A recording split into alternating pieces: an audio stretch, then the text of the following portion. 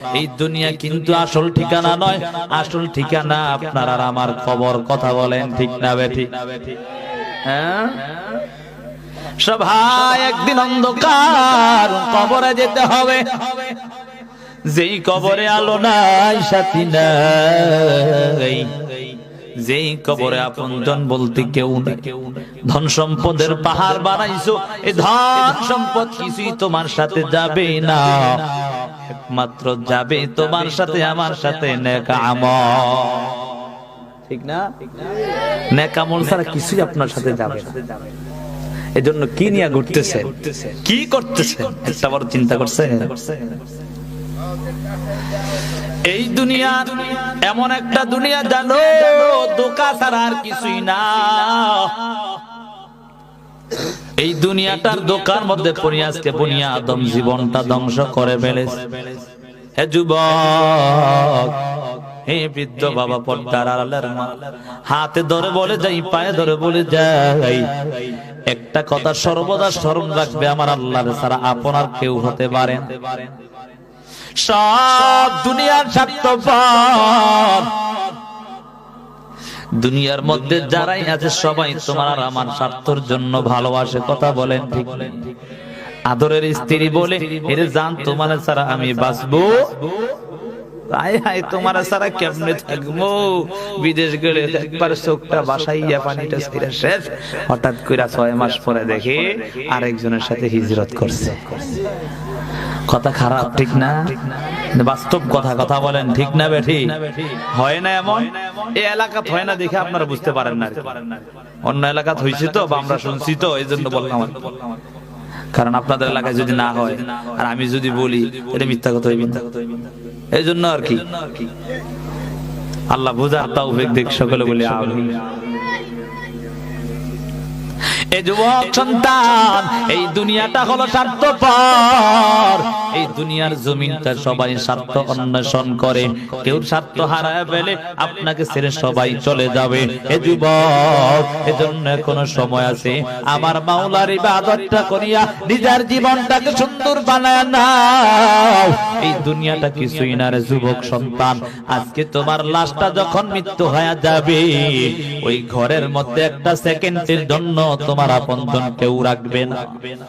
আদরের স্ত্রী মুয়াজ্জিনকে ডাক দিয়া বলবে, এরে মুয়াজ্জিন, তাড়াতাড়ি আসো, আমার স্বামীর লাশটা নিয়ে যাও, আমার ঘরে আর রাখা যাবে না। কেন রাখা যাবে না? বলে আমার দেখলে বড় ভয় হয়।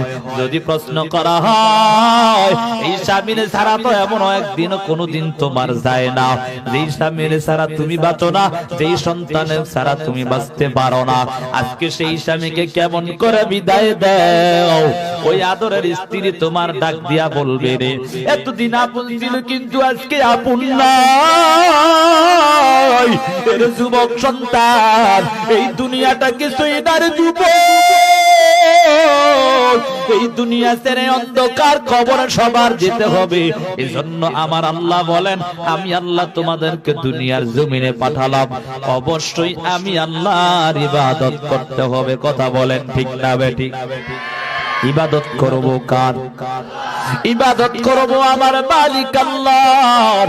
কারণ আমার আল্লাহ এত দয়া করিয়া দুনিয়ার জমিনে পাঠাইছে, জানো, এই দুনিয়ার জমিনে আল্লাহ এত মায়া করিয়া পাঠাইয়া আমার আল্লাহ আমার আর আপনার প্রতি কত দয়া করেছে, জানো, যে আল্লাহ এত অন্যায় আমরা করার পরও আল্লাহ বাতাস বন্ধ করে দেয় নাই, সূর্যের আলো বন্ধ করে দেয় নাই, নিজুম রাতের ঘুমটা আল্লাহ বন্ধ করে দেয় নাই, এত সুন্দর পানি আল্লাহ বন্ধ করে দেয় নাই।